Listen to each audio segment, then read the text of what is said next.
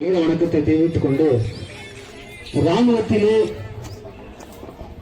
ராணுவ வீரர்கள் உயிர் தியாகம் செய்யும் பட்சத்தில் அவர்கள் குடும்பத்திற்கு 50 லட்சம் ரூபாய் இன்சூரன்ஸ் காப்பீடு கொடுக்கப்படுகிறது.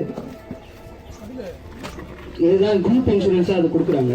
இதை தாண்டி இது போன்ற சமூக ஆர்வலர்கள் எந்த ஒரு எதிர்பார்ப்பும் இல்லாமல் தன் உயிரை தியாகம் செய்திருக்கிறார்கள்.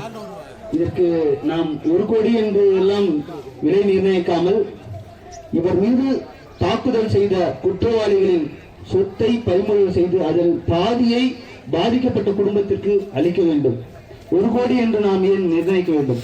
இது போன்ற முன்னெடுப்புகள் எடுத்தால் அடுத்த முறை எந்த ஒரு சமூக விரோதியும் எந்த ஒரு சமூக செயல்பாட்டாளர் மீது தாக்குதல் நடத்த சற்று சிந்திப்பார். எனவே குற்றம் சுமத்தப்பட்டிருக்கிறவர், குற்றம் செய்திருக்கிறவர் அவருடைய சொத்துக்களில் பாதியை பாதிக்கப்பட்ட குடும்பத்திற்கு அளிக்க வேண்டும். அதே போல இந்த நிகழ்வு ஒரு வரலாற்று நிகழ்வாக இருக்க வேண்டும். இதே போன்று பல சமூக ஆர்வலர்கள் இந்த கூட்டமைப்பிலே அமர்ந்திருக்கிறார்கள். அவர்கள் மீது தாக்குதல் நடந்திருக்கிறது. அவர்களும் ஏதோ உயிர் தப்பித்து இங்கு வந்திருக்கிறார்கள்.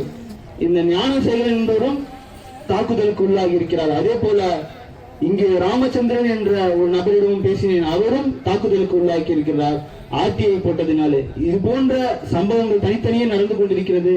நாம் அனைவரும் ஒன்று சேர்ந்து ஒரு தனிநபர் பாதிக்கப்படும் போது உடனடியாக அங்கு சென்று நாம் குரல் எழுப்ப வேண்டும், நாம் ஆதரவை தர வேண்டும் என்று கூறிக்கொண்டு விடைபெறுகிறேன். நன்றி.